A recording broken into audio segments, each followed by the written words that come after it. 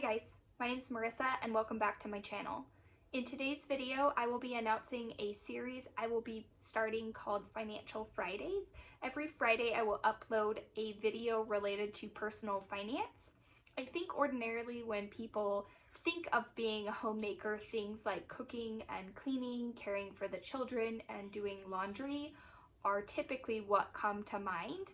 However, one of the most important things that I do for my family is to manage our personal finances.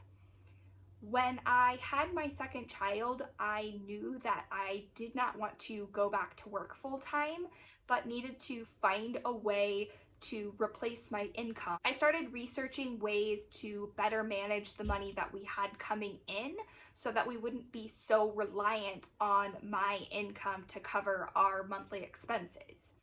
In this series, I will be going over how to create a budget, how to manage monthly expenses, how to cash flow large purchases like family vacations and a vehicle, how to save for unexpected things that will arise, the types of insurance that your family needs to make sure that you're well protected, how we save for retirement, how we're expediting the payoff of our home, and how we're making sure that we are still living life while trying to balance our financial future.